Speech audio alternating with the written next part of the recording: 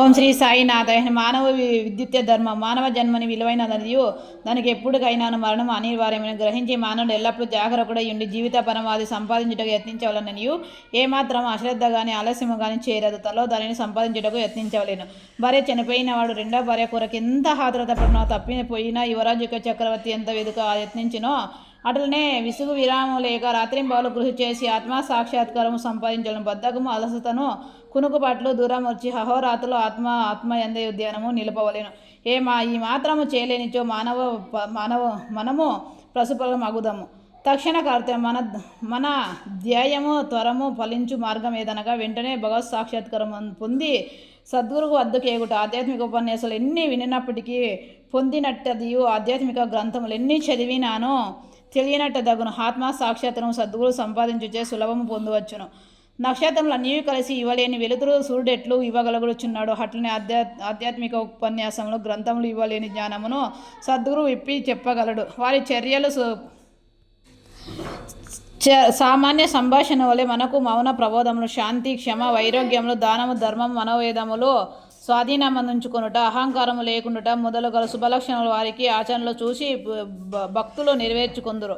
వారి పావన చరితములు భక్తులు మనములో ప్రబోధములు కలుగు చేసే వారిని సమర్థముగా ఉద్ధరించుచు సాయిబాటి మహాపురుషులు సద్గురు బాబా సామాన్య ప్రకృతి వలె సంచరించినప్పటికీ వారు ఎప్పుడూ ఆత్మాసంధానము అందే నిమగ్నులై కూర్చుండిరి. దైవభక్తి గల పవిత్ర హృదయం వారికి సదా ప్రీతిపాత్రులు. వారు సుఖములకు ఉప్పొంగువారు కారు, కష్టముల వలన కృంగిపోవారు కారు. రాజనైనా నిరుపేదనైన వారికి సమానమే.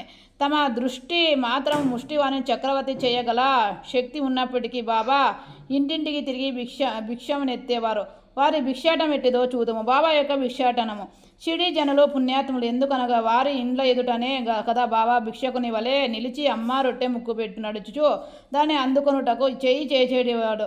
చేత ఒక రేకు డబ్బా పట్టుకొని భుజానికి ఒక గుడ్డ జోలి తగిలించుకొని భిక్షాటము పోయేటివారు. బాబా కొన్ని ఇండ్లకు మాత్రం భిక్షకు పోయేవారు. పులుసు, మజ్జిగ వంటి ద్రవ పదార్థములు, కూరలు మొదలుగనవి రేకు డబ్బాలో పోసుకునేటివారు. అన్నము, రొట్టెలు మొదలుగనవి జోలలో వేయించుకునేటివారు. బాబాకు రుచి అనేది లేదు. వారు జిహ్వసులు సాధమించుకొని కనుక అన్ని పదార్థములు రేకు డబ్బాలోనూ జోలలోనూ వేసుకునేటివారు. అన్ని పదార్థములు ఒకేసారి కలిపివేసి భుజించి సంతృష్టి చెందేవారు. పదార్థముల రుచిని పాటించేవారు కాదు.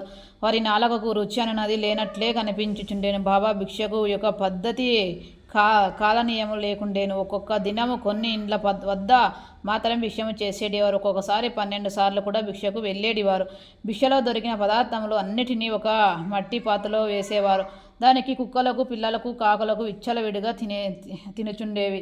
వాటిని తరిమేవారు కారు. మసీదు తుడిచి శుభ్రము చేయు స్త్రీ 10-12 రొట్టె ముక్కలను నిరాంటకముగా తీసుకొనుచుండేవి. కుక్కలను, పిల్లలకు కూడా కలలో సైతము అడ్డు చెప్పని వారు కారు. ఆకలితోనున్న పేదకులు ఆహారము అడ్డు చెప్పుదారు. ఫకీర్లు పదవే నిజమైన పది, మహారాజ పదవి అని అదియే శాశ్వతమైనది. మామూలు సిరి సంపదలు దక్షిణ బుంగరములని బాబా అనుచుండేటివారు. ఈ పావన చరితుని జీవితం వంటి జీవితమే కదా మిగులు ధన్యమైనది. మొదట షిరిడి ప్రజలు బాబాను ఒక పిచ్చి ఫకీర్ అని భావించేటలనే పిలిచేటివారు. భోజన పొదికై, రొట్టె ముక్కలకై గ్రామంలో భిక్షనెత్తి పొట్టు పోసుకునే పేద ఫకీర్ అన్న ఎవరికి గౌరవం ఉండేది కాదు. కానీ ఈ ఫకీర్ పరమ విశాల హృదయుడు, ఉదారుడు, ధనాపేక్ష లేశ ఏమాత్రం లేని నిరాసక్తుడు. బాహ్య దృష్టికి వారు సంచలిని గాను స్థిరతత్వం లేని వారు గాను కనిపించినాను లోన వారు స్థిరస్థితులు, వారి చర్యలు హందుబట్టినవి. ఆ కుగ్రామంలో కూడా బాబాను ఒక గొప్ప మహాత్మునిగా గురించి సేవించిన ధన్యజీవులు కొద్దిమంది గలరు. హట్టి వారిలోనొకరి వృత్తాంతం ఇక్కడ చెప్పబోచున్నాను. ఓం శ్రీ సాయినాథ.